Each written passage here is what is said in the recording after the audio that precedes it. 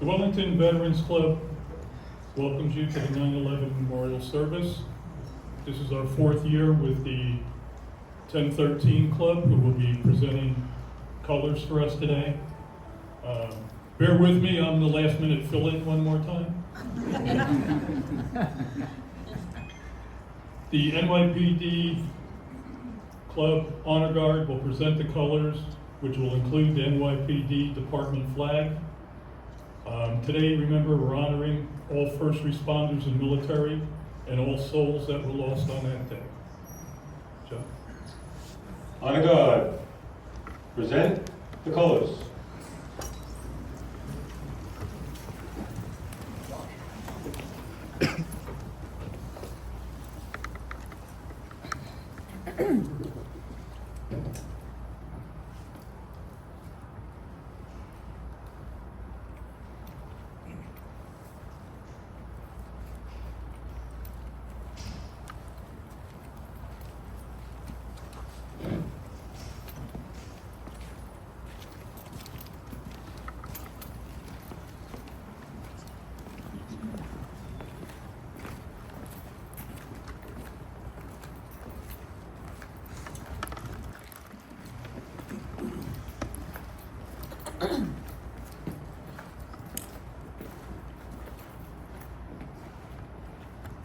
Detail, present arms. Please join us in our Pledge of Allegiance. I pledge Allegiance to the flag of the United States of America and to the republic for which it stands, one nation, under God, indivisible, with liberty and justice for all. Honor Guard, order, arms.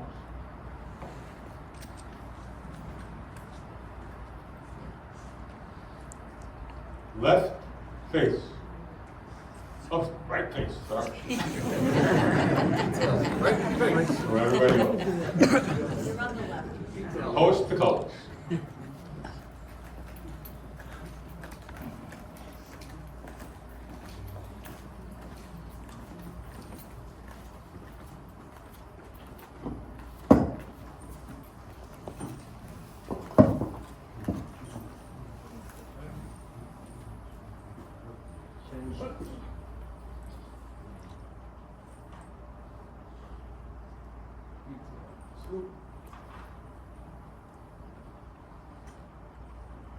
Detail, order, arms.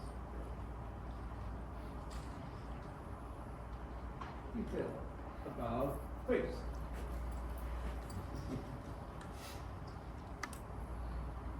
Parade, rest. I'd like to invite Pastor Jack Martin to the microphone for opening prayer.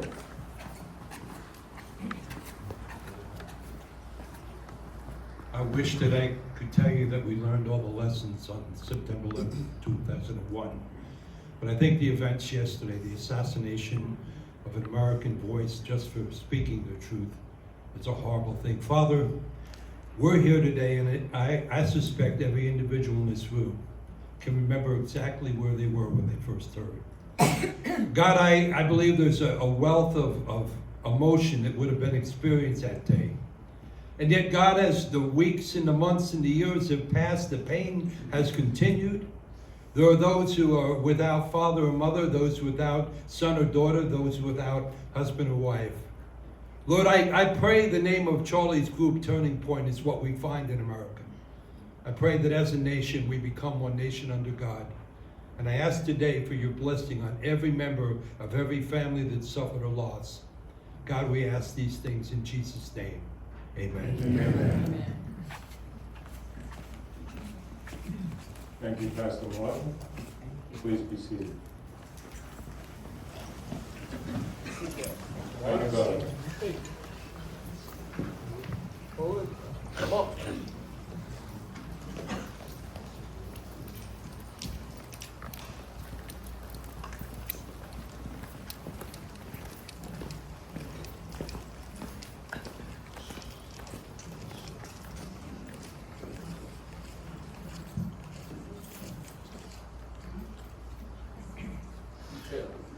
Sit.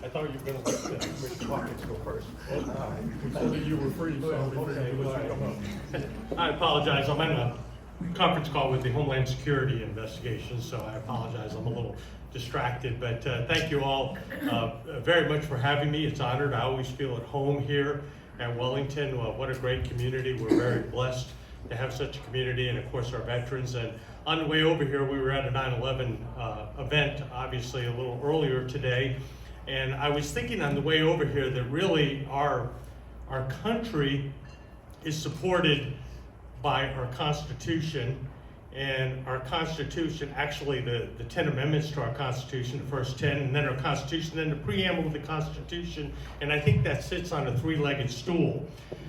And that three-legged stool is made up of what it talks about in our preamble. It talks about, providing for the common defense, which is our military. It provides for justice and ensuring domestic tranquility, which is, I think, our law enforcement component. And it also talks about providing for the general welfare, which I think is a job for our fire rescue.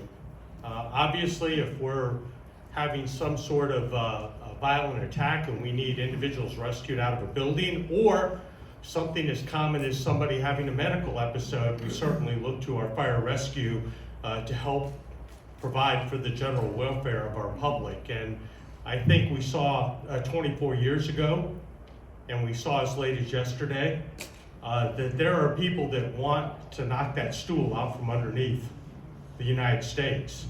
And that is why it is so important for those three legs to stand firm and stand arm in arm in not just providing for the common defense for those foes that are outside of our borders that want to attack us, but those things internally that want to disrupt our freedoms and our way of life.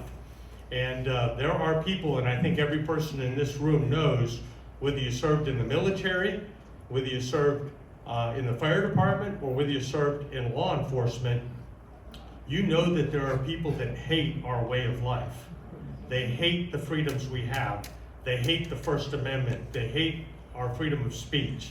They hate everything about this country, and they want to disrupt that. And it's the individuals who stand firm against that that allow us to remain free. And we can never forget the examples of those people that have come before us as recently as yesterday, who did it the right way. And for those of you who know anything about Charlie Kirk, he did it the right way.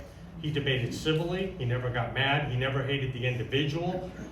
He addressed their particular opinions and debated them with logic and avoiding fallacies that often interfere with our ability to try to talk to each other and come to reasonable conclusions on the way the country should move forward.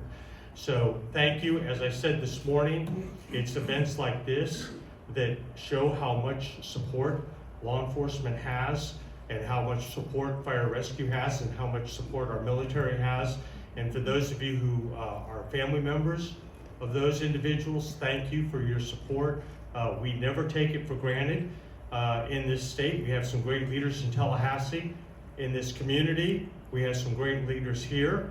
You're going to hear from one in a moment, I understand, who not only served in the military, but now is serving in arguably maybe even a more difficult role at times, being county commissioner. And it is not easy being an elected official. I will tell you, you have 218,000 opinions on how the county should move, and people are not afraid to tell you. You get a lot of advice, but we know that the vast, vast majority of that, with only a few exceptions, people's heart's in the right place, and they appreciate the job that's being done here in the county. So I'm going to get back on the phone call, but I certainly never, ever not look forward to coming to Wellington, because I feel as though it's home. It's a great group of people, and you all are very blessed. So thank you all for your support. We never take it for granted. Have a great day. God bless you.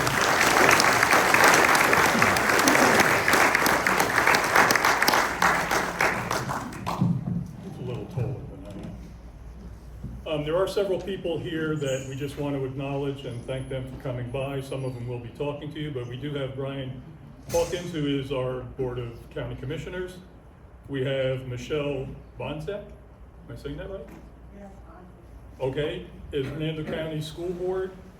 We have Randy Missouri? Okay, Missouri. I'll give you my name later, see if you can do it. Who is our real estate appraiser. We also have Hernando County Fire Chief Commissioner, Chief Hessner. I also want to thank Joe Wolf for all he did in putting this together for us and helping us to get it all together.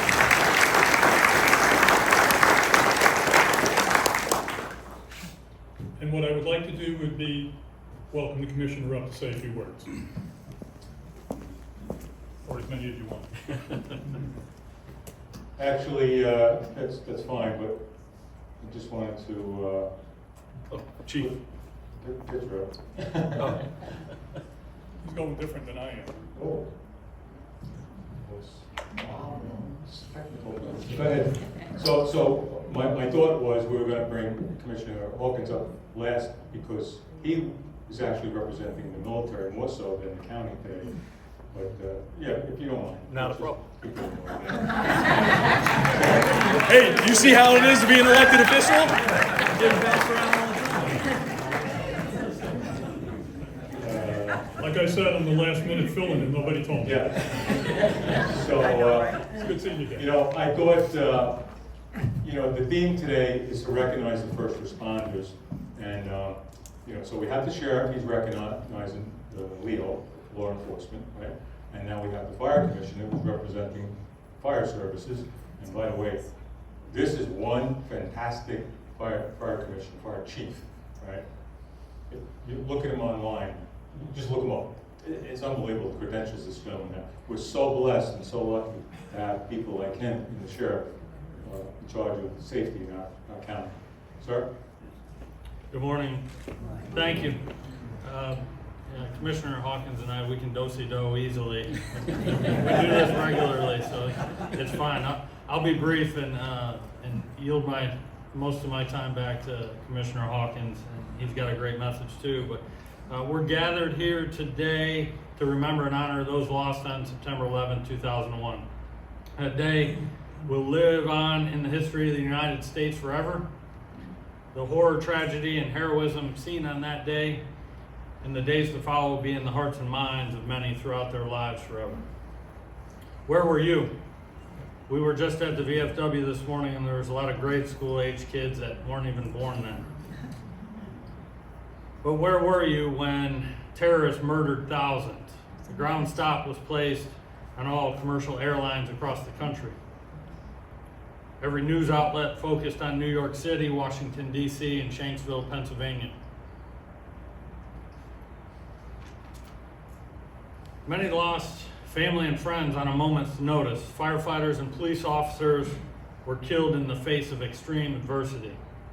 Many citizens and first responders have suffered from medical complications, leading to hardship and death from the events of that day. Over the last 24 years, many things have changed.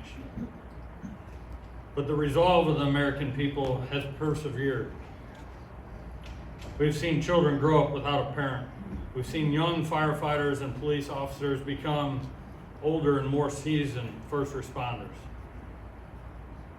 We've seen children of fallen firefighters and police officers become first responders. And young school kids today learn about 9/11 in history class.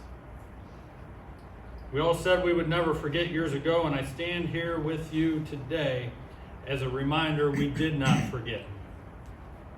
Please give your loved ones a hug, shake your neighbor's hand, and help build our community better than ever in honor of those that were lost and have been lost since 9/11/2001. Thank you.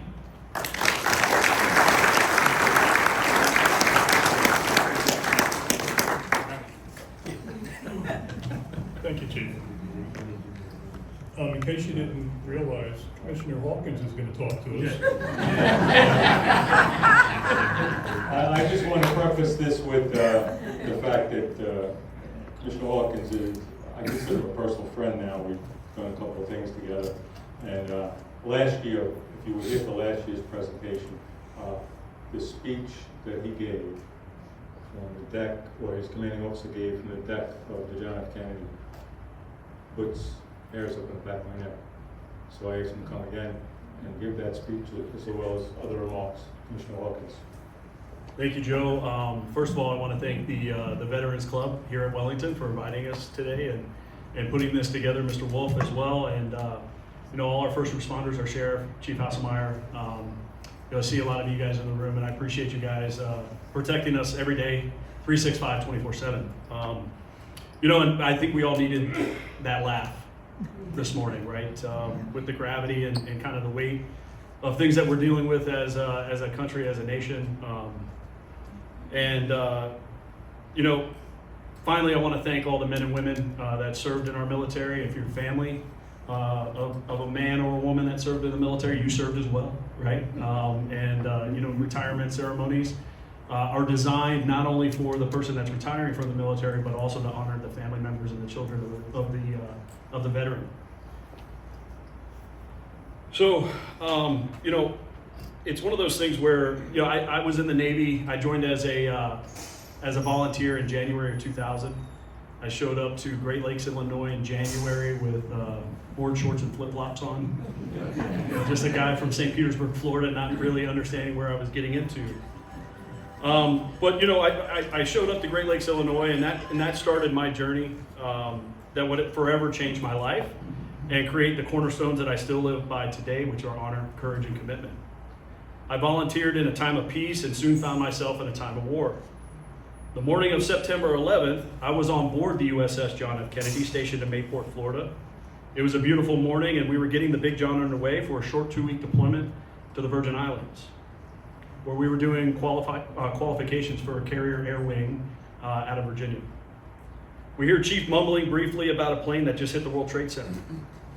And so begins my personal experience of 9/11. Instead of heading south, we steamed north and continued on station off the coast of Delaware.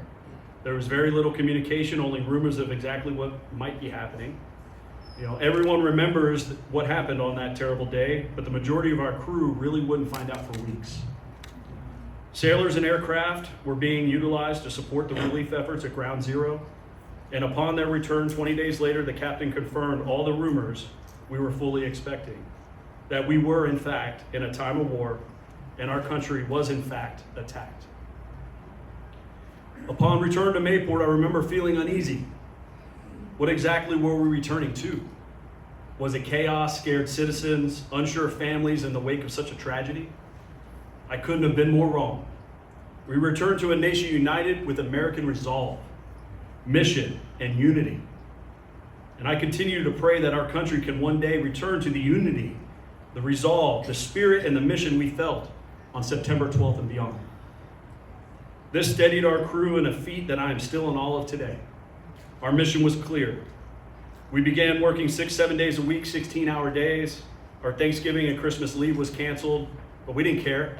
Our mission was clear.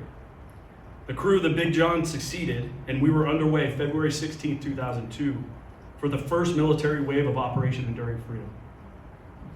10 March 2002, on board the aircraft carrier USS John F. Kennedy CV-67, south of Pakistan in the North Arabian Sea, our commanding officer, Captain Ron Henderson, United States Navy, retired, delivered a message that will forever live in my heart. And I quote, "Good evening on board John F. Kennedy and Carrier Air Wing 7.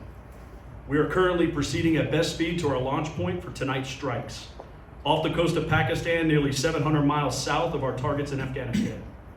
At midnight, CVW-7 will launch into the dark night and strike their first blows of Operation Enduring Freedom, the war on terrorism.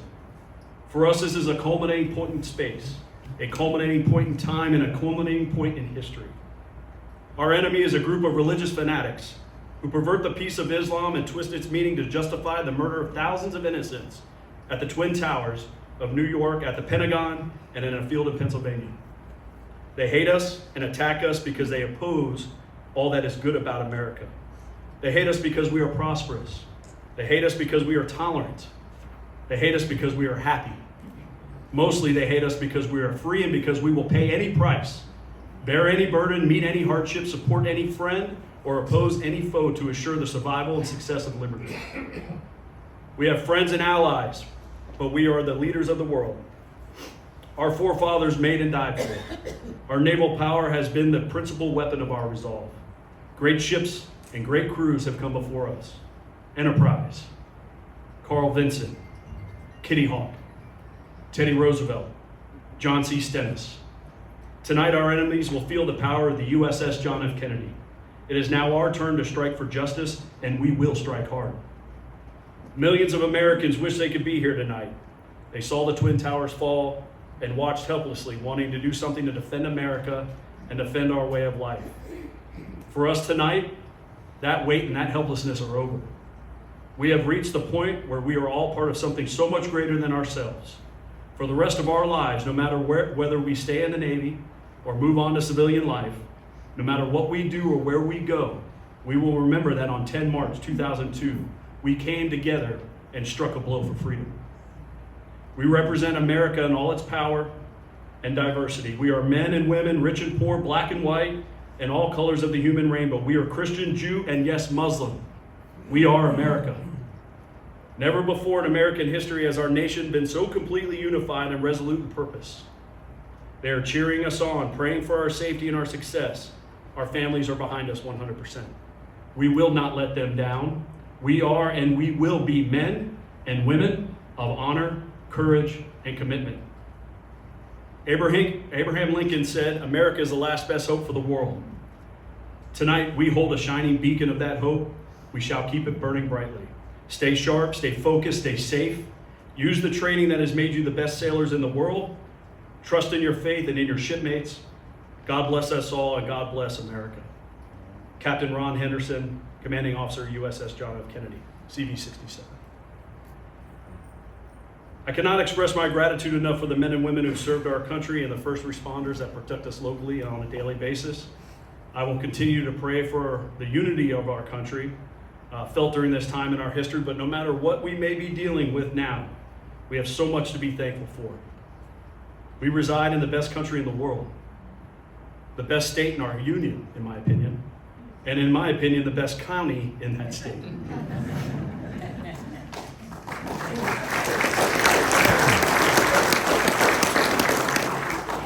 You know, I want to pause and recognize the weight of today. September 11th is a day that changed our nation forever. It changed my life forever. And we honor the memory of those we lost, the bravery of the first responders, and the resilience that has defined America ever since.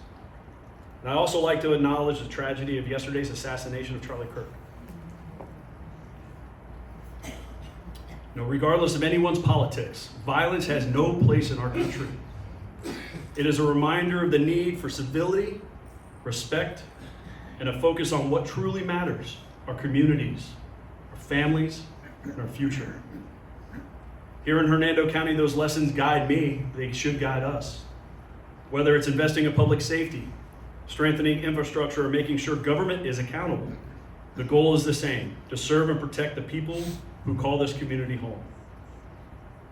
I hope each and every one of you have a great week. Thank a veteran and their family of first responders who work every day to return our nation resembling the nation that we all felt September 12, 2001. God bless the United States of America, and God bless Hernando County.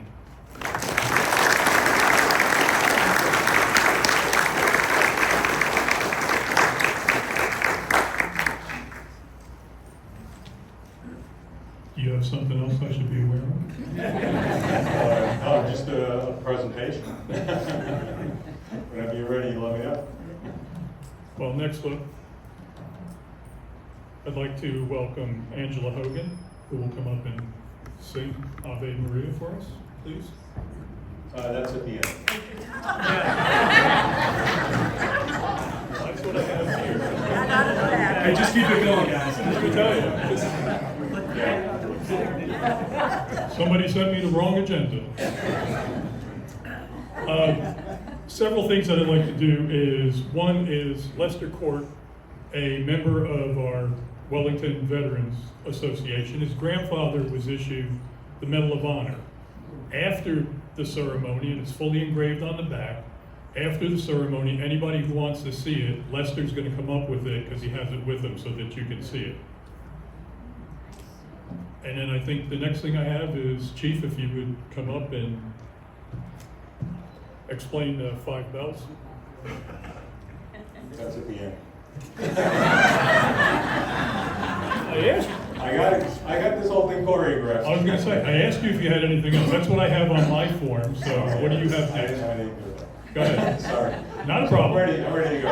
Okay, go. All right, here we go. All right, everybody getting your laughs in? That's good. So I would certainly want to start by thanking the Veterans Club for having us here every year. It is truly an honor for myself and all of our guys in the club. And just very quickly, I would like to introduce some of the members here and where they were on that fateful day. But if you could please, just hold your applause until the end, because otherwise it takes a bit more time. And I know some people want to have lunch today. So we have our president, Artie Babcock. Artie, if you just stand for a minute, please. Everybody want to call your name, just stand for a moment. He runs the whole place. Again, hold your applause. And he runs our club with our vice president, Ed Dunbar, who really does all the work. Where are you, Ed? Yeah, Ed's in the back there, yeah. And Artie will be the first one to tell you that. He does a lot of the work. So thank you guys for enabling us. We are one of the only 1013 clubs, well, we are the only 1013 club in Florida that has an organized honor guard and our own police car. You might see other police cars in Florida, but they're owned by individuals. This one's owned by the club. And that's how serious we are about what we do here. So our coordinator, the guy who kind of like started the whole honor guard, Ray, was looking so forward to this day. And we did 2 presentations yesterday, and he went ill this morning. He's actually hospitalized. Not serious, some kind of digestion problems, which is also where Jerry DeCanio is in a different hospital with digestive problems, so we don't know what happened. But, so they're not here with us today, and we're certainly hoping they recover well. We got Chris Joshwick, who actually worked at Ground Zero. Then we have, me. I've been down at Ground Zero, didn't really work down there, not the pile. And then Vinny Davis, I didn't forget you, Louis. Vinny Davis. Vinny is an interesting fellow. He's got 2 medals of valor on his uniform. That's a big deal. That's a really big deal. And we have the greatest respect for people that earn that, and he earned it properly. We'll talk to him later about how that happened. And that's not for Ground Zero. And Vinny's also an author, which is interesting. He'll tell you about that later maybe. And then we have Mr. Lee here. Mr. Lee is one of our guys. He just recently joined, that's why he doesn't have his stripes on the uniform yet. And he was actually working the landfill in Staten Island, and he has been diagnosed with a presumptive illness. So he's definitely a survivor. As well as Josh Rodriguez, also a new member of our club, or at least our honor guard. Basically, when you join the club, if you let us know your uniform fits, you become a member. That's true story. And then, not last, but not least, Kevin Balo. First time I pronounced your name right, I think. And he was also at Ground Zero, and you have presumptive illnesses as well, correct? Yes. So presumptive illnesses mean so you've been diagnosed with something that they believe could have been caused by 9/11. And then, of course, the reason I say Louis for last because he's the best. My friend Louis Hollander over here. He retired long before all of us, and he wasn't anywhere at Ground Zero, or at least that I know of, in 9/11. But he has kept our police organizations together. He does devotionals every morning. He works for the Veterans Club. He takes phone calls. He sends out newsletters to people. He keeps us all informed about, the good and the bad things, like people dying. So Louis, thank you so much. And he's the guy that deserves most of this applause. So please.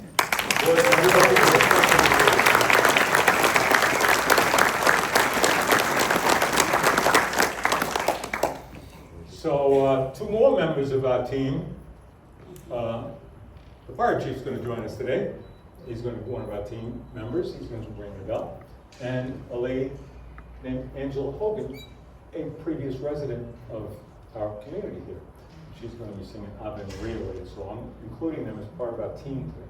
Because as much as, Paul gave me some credit, it's really a team effort here. So anyway, you'll hear more about that in a little bit.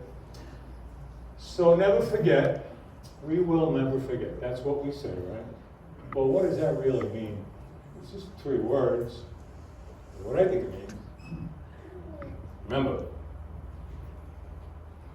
So today we're going to try to tell you what happened, what we think happened, what we know happened, a little bit about the buildings, not too much focus on 1 and 2. We talked about that a lot last year, but this year we're going to focus on building 7, which is resurfaced.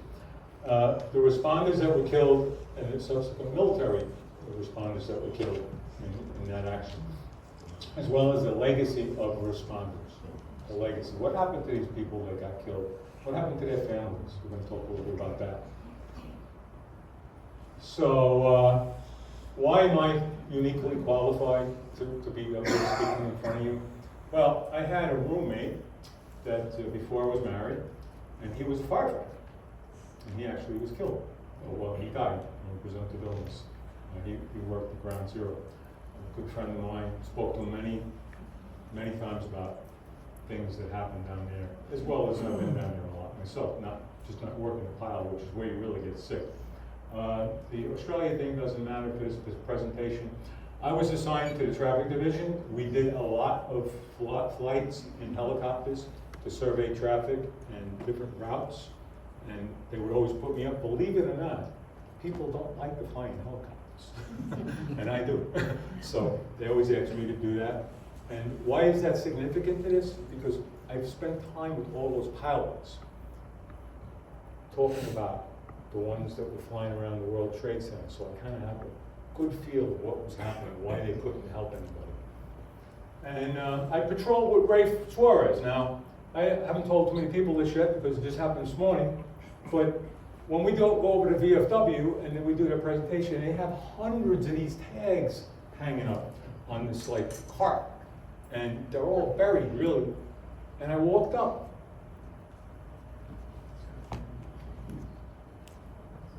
Part Ray Suarez. Worked with him. Sitting right there.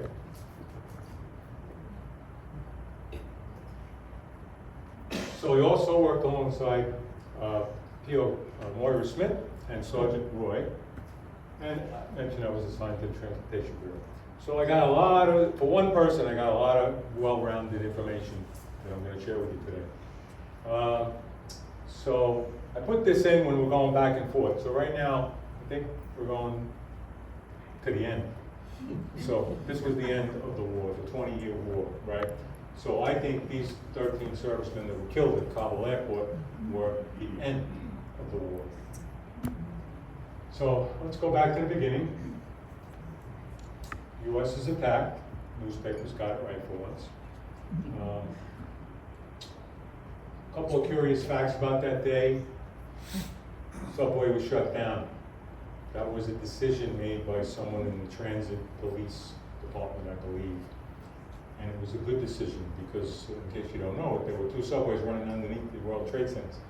They were shut down before we knew that they were going to collapse. We didn't know they were going to collapse, right? Election day, that worked in our favor. A lot of people couldn't come to work late. They were going to go vote in the morning. So that kept the buildings from being fully occupied. There were 50,000 people that worked in that building. I think only 11,000 were actually in it at the time the plane struck. It was also the first day of school, so a lot of people, they're coming a little bit late. They're going to take the kids to school first day.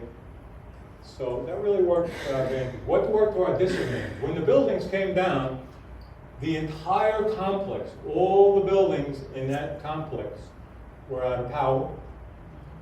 No phones, no cell phones, no nothing.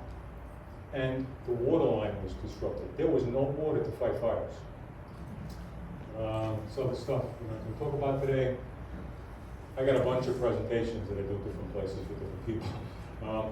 So just to remind you, and this kind of fills in some of the spots later on, these planes came into the towers, and the one that hit this tower, the engine was found 4 blocks from World Trade Center 7. 4 blocks, as well as a whole bunch of other debris, right? And that's key. So here's World Trade Center 7, and here's just as the buildings collapsed. So now the 2 buildings are down on the ground, and there's just a big cloud. By the way, I was down there at midnight, and that cloud was still there. There was a whole bunch of little tiny particles, white particles coming out of the area. Couldn't believe where they were coming from. It's so weird. So this is a beam. I don't know if you can see it. There's a beam. This is one of the beams from the World Trade Center. It punctured through the street, went all the way down to the tracks in the subway. This station took 10 years to rebuild. By the way, this beam, not this very beam, but a beam like this, is around the corner at a VFW. They have an actual beam from the World Trade Center. Well worth your time to go take a look at that. So I consider this the day the earth stood still. So all these planes, this is a typical day in America. Every one of those little dots of plane is what it looked like in America the time the second plane hit. Is what it looked like 2 hours later. Everything was grounded for 3 days, if you remember. All flights were canceled. And New York City was closed. Did you ever think you'd see that? The city was closed. So this was a game day, as we would say. It was a sporting event. And our team was well practiced, and I think performed, what's the word is? Brilliantly.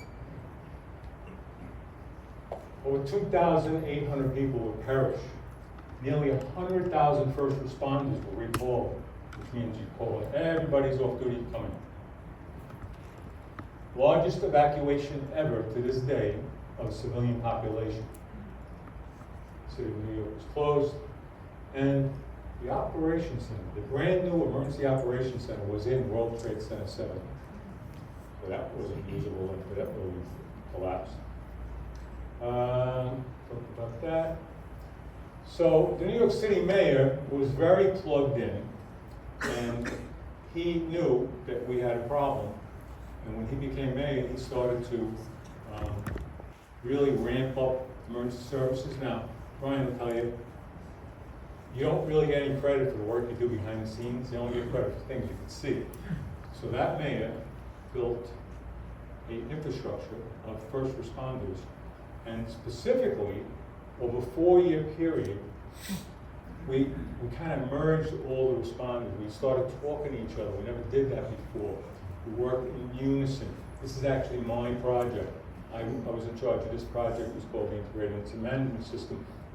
And I put all these agencies together. Every one of these agencies had the capability to talk to each other and to talk to central operations centers. So everybody's got like an operations center, police department has one, fire department has one. They all talk to each other now. Not only that, but they have we built a personal relationship. So it's not like you're talking to somebody on the phone that you never talk to. You know, some of the guys who are working for me, they were playing baseball with some of the guys in the Department of Transportation. So they have personal, hey, Bill, how you doing? I need this. Oh, yeah, no problem. Big difference from the old days when nobody talked to each other. In fact, they almost had a culture of not liking each other rather than cooperating. So that's what that mayor did. Come on. Okay, back to the buildings. So, it's a little slow. I dropped it yesterday, it's mad. So here's your 2 buildings. Construction began in 1968. They were completed in 1971. And the replacement building, which was only 1 building, took 10 years to build. So it was really a magnificent building. Stunning buildings, iconic, big courtyard. This is in Lower Manhattan right now. This globe is all crushed. They have it on display down in Lower Manhattan. But really, really stunning buildings, very well designed. an incredible design, really. I don't think any other building's ever been designed like this. It's a different building where the outside walls are all the load. There's no inside beams, nothing inside the building. So from one wall to the other, there's nothing holding up the floors except the trusses. These are trusses, the main trusses. And these are little tiny things, not much to them really. That's just holding up each floor, and it's also pulling the walls in. That's important to understand. So here's a better diagram of that. And here's what those trusses look like. And these are actually a good building, trusses. And you can see even some of the fireproofing is off of this. Can you imagine if you run a plane through that building, and now all that fireproofing comes off of that, those trusses? They're not going to hold up the heat very well. And they didn't. And that's really what brought those towers down. Okay? It's just like your house.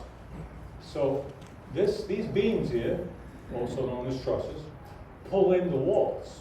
If you don't have those in your house, your roof is going to push your walls out. You're not going to have a house. And that's really what happened, just 110 floors with it. So here's our hole in the plane, and just a little personal indulgence here. I used to go to this building every month on Tuesday. So the last Tuesday of the month, every month. And where did I go? I went to the 82nd floor, where the offices of New York Municipal Transportation Council, we know them as MPOs, where they had an office, and we would go and coordinate. Part of that whole thing about coordinating with everybody, MPOs bring in regional transportation issues and development issues, as you see the commissioner shaking his head. So this gentleman here, typically on a Tuesday morning, I would get there early, and I would sit at his desk and have coffee with him on a Tuesday morning, the last Tuesday of the month, every month. This was the second Tuesday of the month. Plane went right to his desk. These three guys are dead. I would have been there. I would have been. Right? Having coffee with him. So, interesting. So, we're going to kind of go back and forth with this a little bit, but I just want to point out, I think a couple of people mentioned it. We're talking about the people that volunteer to go into buildings. We're talking about the people that volunteer to go into the military. We're not talking about people that were sitting at their desk and got killed. As much as, all respect to them and everything, they were just innocent victims. A lot of innocent victims out there. And we do want to honor them and remember them, but we're talking today about people that ran towards danger. So, the interesting fact here is there were no first responders killed in the Pentagon. And there were no first responders killed in Pennsylvania. A little subtle. We're going to revisit that.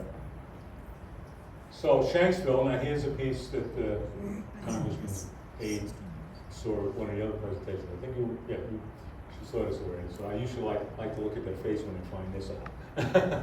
So at 10:02, the Flight 93 crashed in Shanksville, Pennsylvania. So let's look at the timeline real quick. Basically, just the towers get hit. FDNY is running into the building. Towers, both towers are struck. So when they notice, now Congress is in session, when they notice, they're like, oh, we're going to recess because all you guys got to go talk to your constituents and do everything that you do as a congressperson. So they recess, so they go back to their offices wherever they are. And then, of course, New York City's closed. All the FDNY and NYPD personnel are recalled. And the flight hits strikes the Pentagon. Now they're really worried. So all traffic is directed to land. But here's the key thing. The Speaker of the House, who was, I think at the time, Speaker Pro Tem, used to remember his name, I can't remember now. Which means like the temporary speaker. He decided to call everybody back to hold a session of prayer. So they were all in the building. And the building was a target. They didn't know And this guy was one of them. Anybody that hasn't been to a presentation yet know who this guy is? His name is Michael. It's Congressman Bill Rapids' father. He was the congressman at that time. I think he'd be dead if it wasn't for Flight 93 going down in Chancellor. And of course, current congressman, son of Congressman Bill, Congressman Michael Bill Roberts. So, yeah, it's come out since that they're certain that this was the target. Because if you remember, for a while they weren't sure. Somehow or another they believe it. It is now. And again, what time did that plane crash? 10:02. A couple of minutes apart, they would have all been there. Now they have beautiful memorial in Shanksville, and if you ever get down that way, I strongly recommend you get there, but it's like an hour off the main road, so not too many people go there, but it is beautiful. Very nice wall. So the Pentagon, same thing, just to remind you what happened over there. Quick look at that. All those people killed, 184 total, 115 employees, even though they're mostly military, 10 contractors, 59 people were on the plane, and that's kind of what it looked like from an aerial view. And of course, they have a beautiful memorial as well. You're in DC, got Golden Bridge, it's in Arlington, is of course the river, Potomac.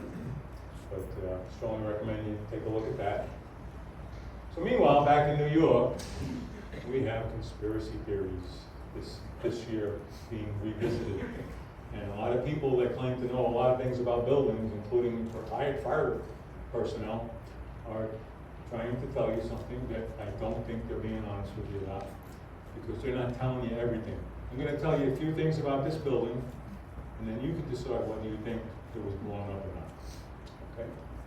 So first of all, two guys that I love to listen to, Tucker Carlson and Joe Rogan, depending on their guests. They had two experts on that are saying the buildings were blown up. I don't know. The things that I'm going to tell you, they don't tell you when they're on the interview with Joe Rogan. So no fault to them or Tucker Carlson. So building 7, interesting building. You already said OEM is in there, Office of Emergency Management. Murphy's Law, I like to think, came into play here, and you're going to see why I'm saying that. And the big thing was the Con Ed power substation was underneath the building, actually underneath the building. And the other part doesn't matter.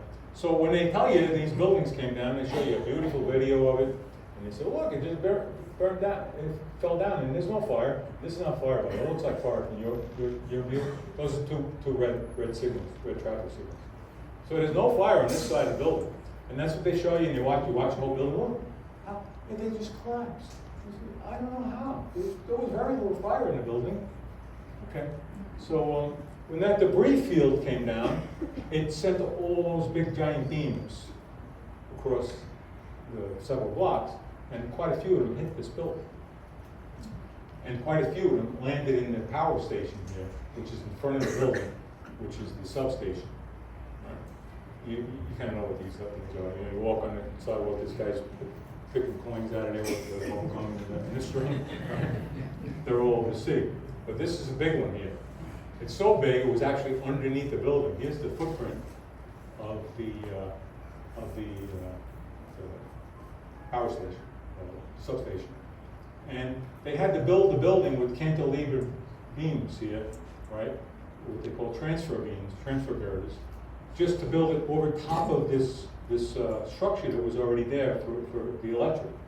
So all this got banged up, and power's lost. No water, no sprinklers, no nothing, right? Fire department didn't even have water. They consciously made a decision to evacuate the building and not put a drop of water in the building, because they didn't have any water. The water they were getting was coming out of the Hudson, and they were using that on the World Trade Center to try to rescue people. So they let this building burn. Oh, but there was no fire, right? So, no, there were fires. There was 30,000 gallons of fuel in that building. between all the generator fuel tanks for all the different agencies. And here's the proof, right here. All these agencies had generators on the floor that they were occupied, including the 7th, the 5th, the 9th floor, the 8th floor. And then they had day tanks with 250 gallons of fuel.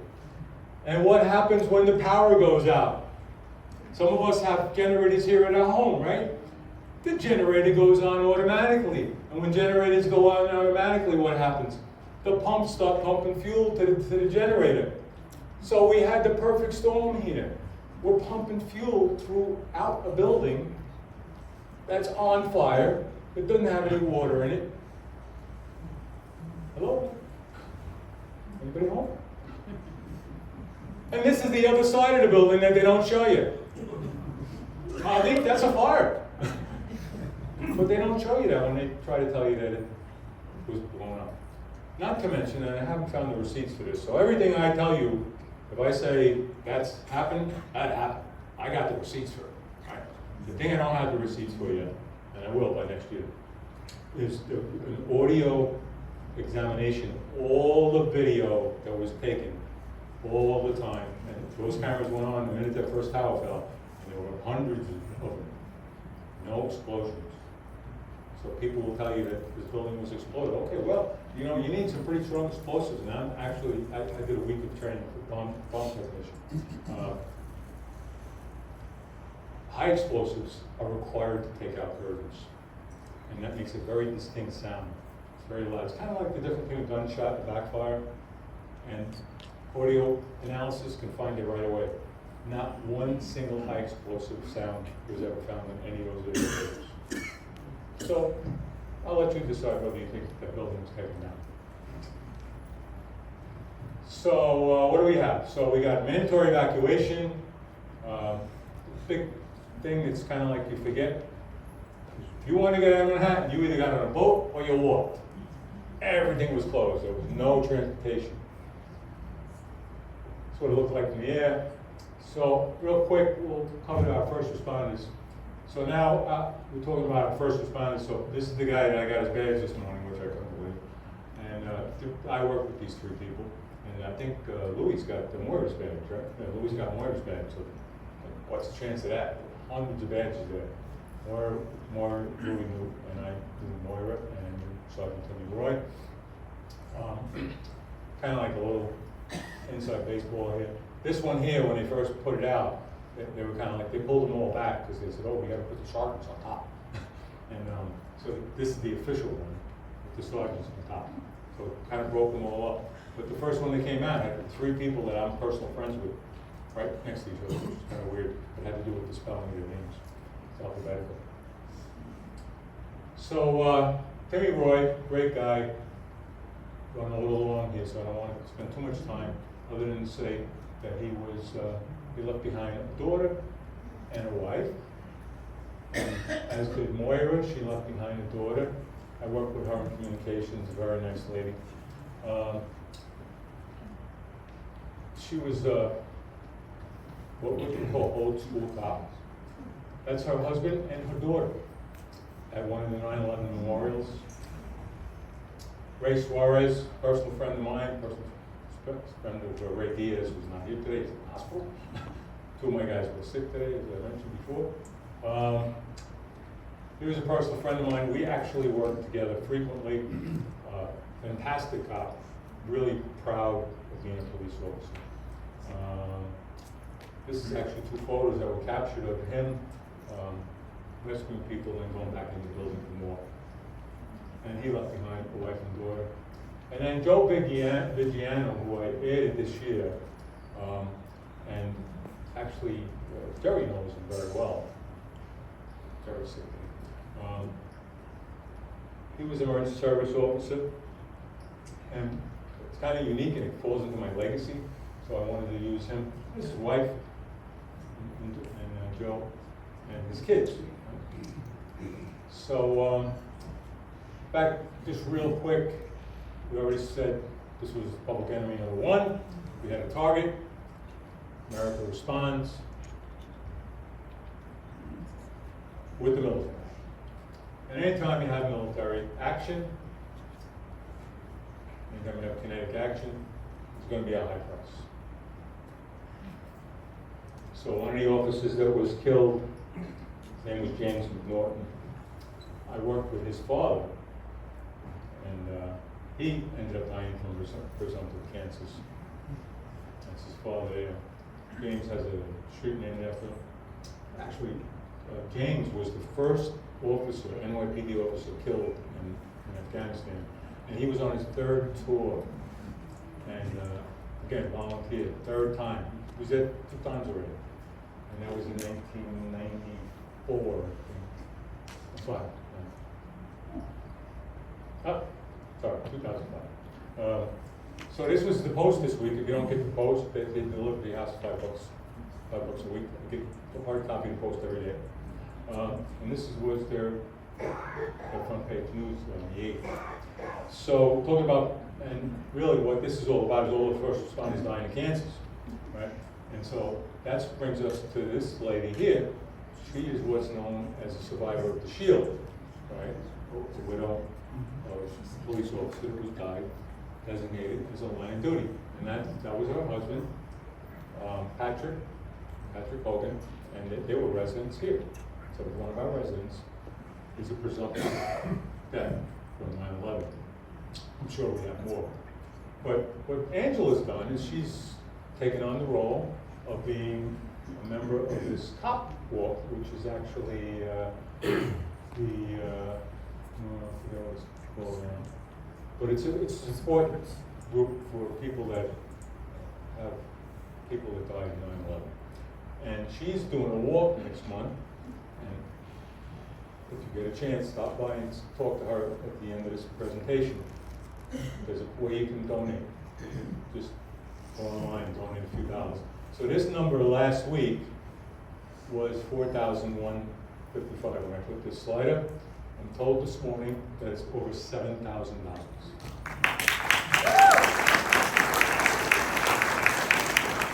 And that's not for her husband, it's for all the survivors. They use that money to get awareness. So here we have our responders. We have over 1,000 NYPD FDNY guys. This is from last year that were presumptive illnesses that died from. I'm going to skip through some of this stuff.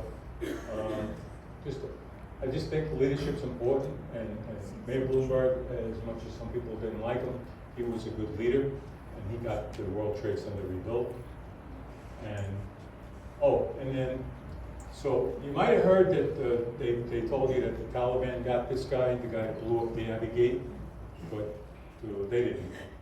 We didn't. We just got him a couple weeks ago. So that's the guy that was responsible for the suicide bomber at Abbey Gate. The last person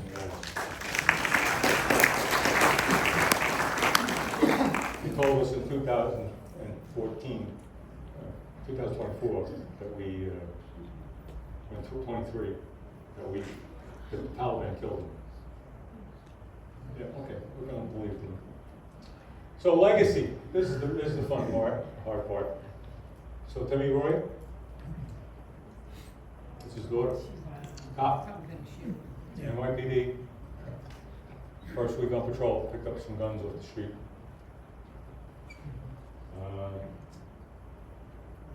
I don't know why, but she left the NYPD to go to Seattle. I don't know why anybody would do that, right? NYPD, Seattle. She's not actually in Seattle, she's in Washington, a nice small town where she could be a real cop. Not like New York these days. So here's Moira, her daughter, the one you saw there with her father. She's a grown-up lady, and she's doing things like Angela's doing right now, bringing awareness to those that were killed in the line of duty. She actually went to Camp Justice, which was Guantanamo Bay, and she spoke to the people that were responsible for taking down those towers. And there's parks named after her mom, and that's a statue. I forget where that is, but beautiful statue. So we're remembering. And then Ray, that was his daughter. She's also a police officer. The apple does not fall far from the tree, right? And there's Ray's daughter. Her first couple of weeks on patrol, she was in a shooting. So you're probably gonna get one of Vinny's medals. I'm not really sure, I gotta look that up. But she shot this guy armed with a knife, and he didn't kill him. We never really trying to kill people. And this is the cool. So this guy here, Joseph Viggiano, he had 3 children. All 3 of those men, U.S. Marines. 2 of them, NYPD. How cool is that? Those old guys. My roommate, his name's on the wall. It's the fellow that informed me about a lot of things I'm telling you today. He died in 2004, presumptive cancer. I'm gonna skip that. Okay, so we had a lot of people killed. Oh yeah, so I kind of told you there were no first responders that died in the World Trade Center in Pennsylvania, but I'm gonna take that back.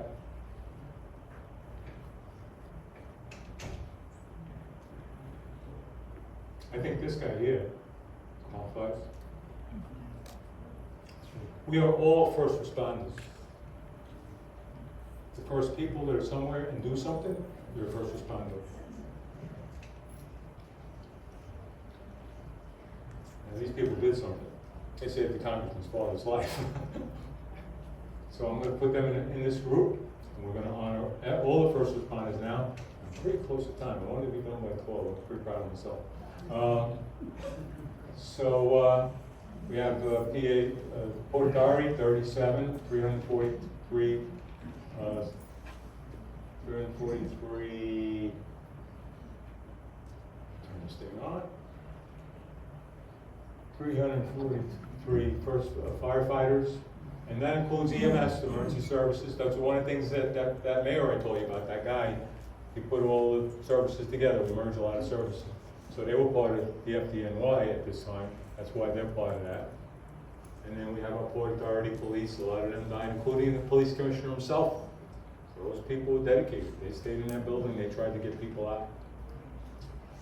And here's some of those officers. This is George Howard. George Bush carried his shield. And interestingly enough, his shield number was 1012, not 1013. But George Bush supposedly carried his badge or shield for his entire presidency. So you can see some of the ranks that were killed. And then 23 NYPD officers. And just kind of almost the last slide before we close. About 7,000 servicemen were killed, and 30,000 have since committed suicide. This is just the ones in the war on terror. So I went on this website, fantastic website, fallen.militarytimes.com, and I took the picture of every single one. So we're going to skim through this. We kind of went over this last year. It's actually a slide that I used last year. A lot of people died all over the theater, as they call it. And here we go. Yeah. So this is where Miss Angela comes up and sings. So if we want to get in position for that, just going to give you a second after set it up. But as you can see, there's a lot of people who remember. Now I have this time where the photos you're going to see are going to be done by the time she finishes this song. So if you wouldn't mind paying attention, I'll try to get this right this time. And this is in honor of all the military people that were killed in the line of duty. And like I said, I have a photo of every single one. You're going to see it.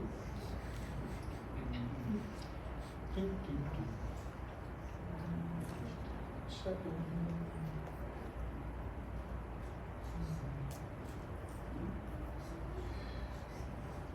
It's a little clumsy because it's a special version.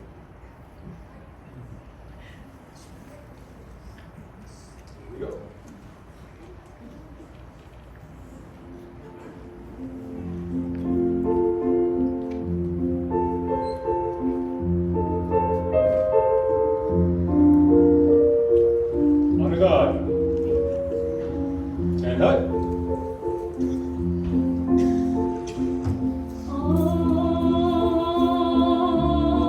Ave Maria,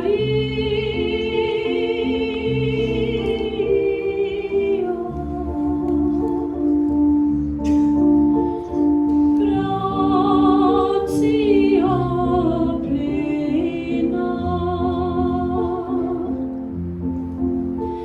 Maria, gratia plena, Maria, gratia plena, Ave,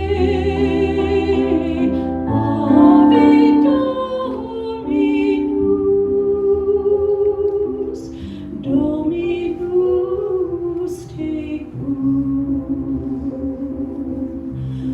benedicta tu in mulieribus,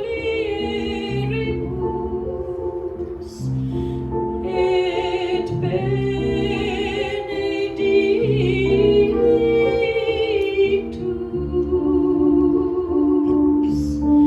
et benedictus fructus ventris tui, Iesus.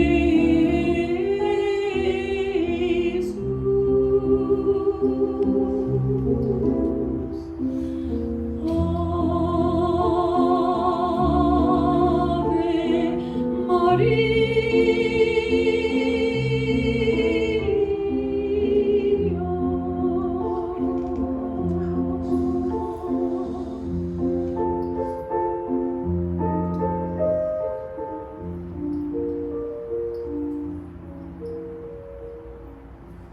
Absolutely fantastic.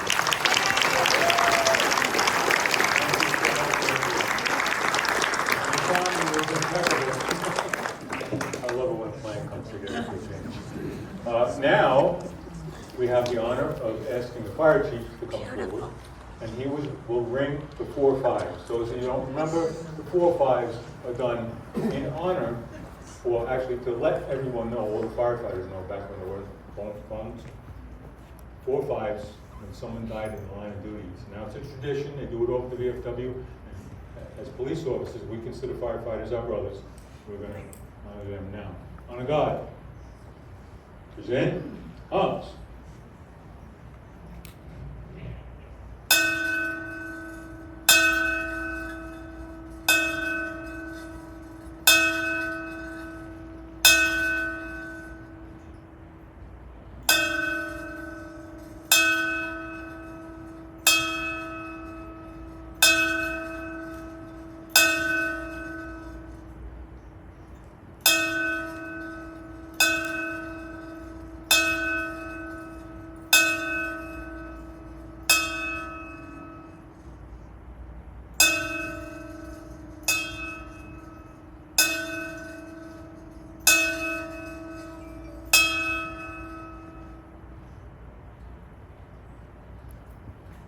Order. Arms. Thank you, Chief. That concludes our ceremony today. I'm not sure if Paul has anything he'd like to add. Thank you all for coming.